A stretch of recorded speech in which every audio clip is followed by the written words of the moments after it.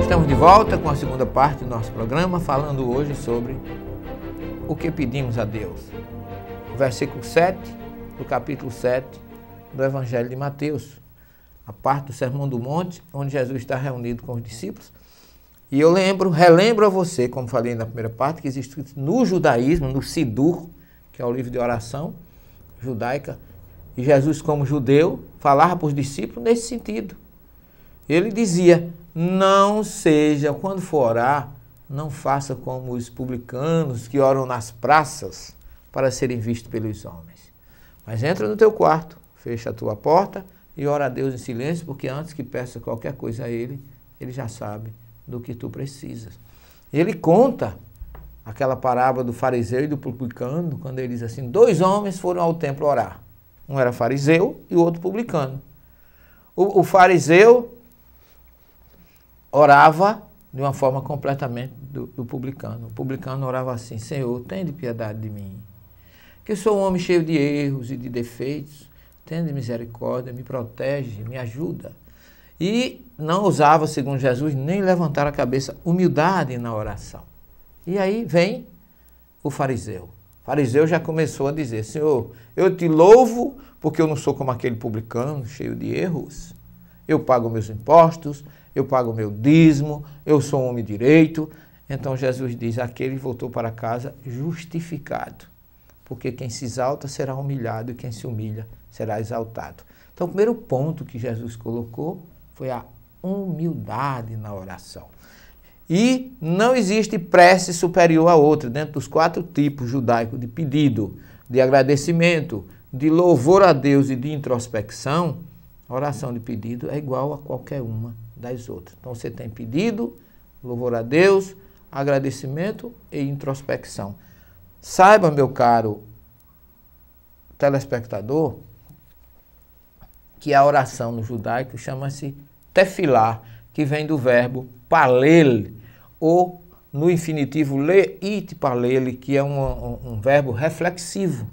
Como a gente diz assim: Paulo cortou-se, em português. Você sofre o efeito da ação praticada por você.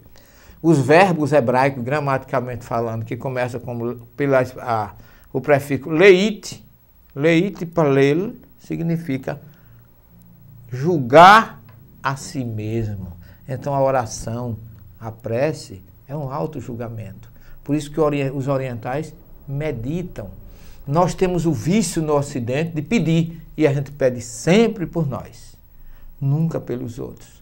A gente reza para o nosso filho passar no Enem com boas notas e se esquece que tem mais de 100 mil estudantes fazendo Enem.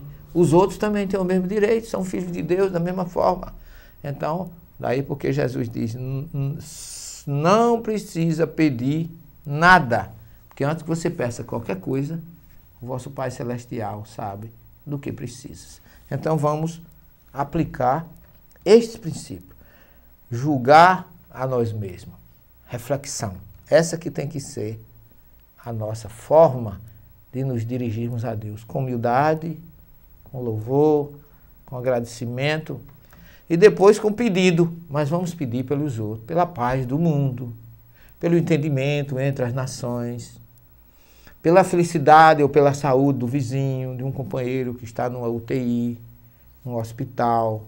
Pedir a Jesus que dê força a uma família enlutada, a uma viúva que perdeu seu marido e está em dificuldade. Essa tem que ser as nossas preces. Por isso que Jesus diz: pedi e recebereis. Você vai receber sim, quando você pede pelo outro, porque por você não precisa pedir. Que ele já falou que antes que a gente peça, Deus já sabe do que a gente precisa. Então precisamos ter essa consciência.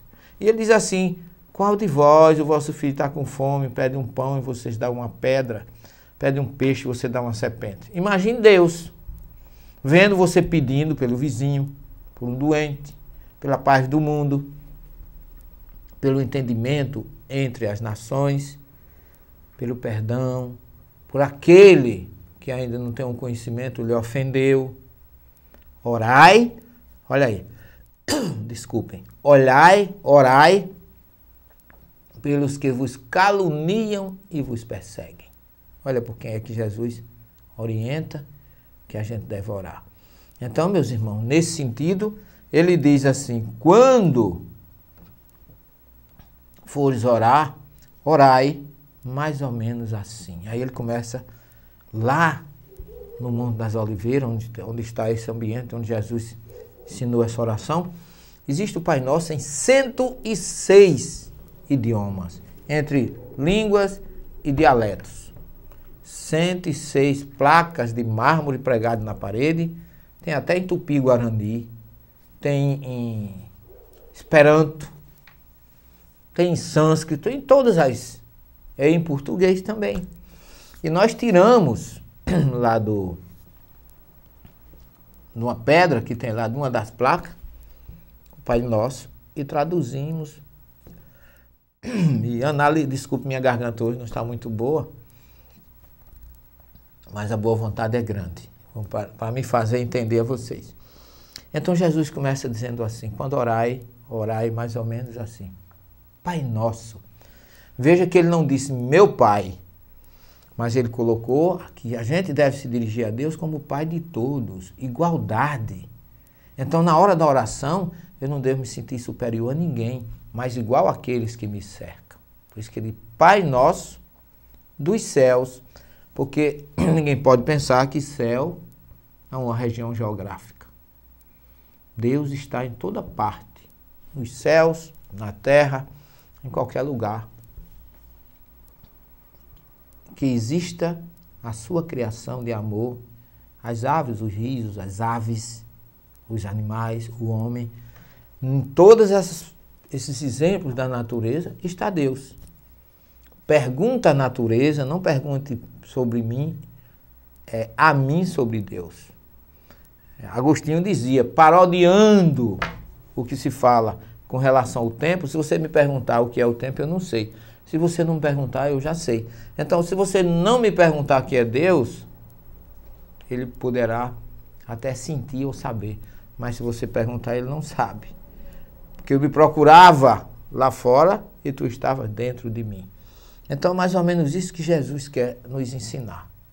E você não saia daí, porque eu vou resumidamente, na terceira e última parte do programa, colocar na prática o Pai Nosso aplicado no perdão, na humildade, na compreensão, como Jesus quis transmitir para nós. 1 minuto só e nós já estaremos de volta. Até já.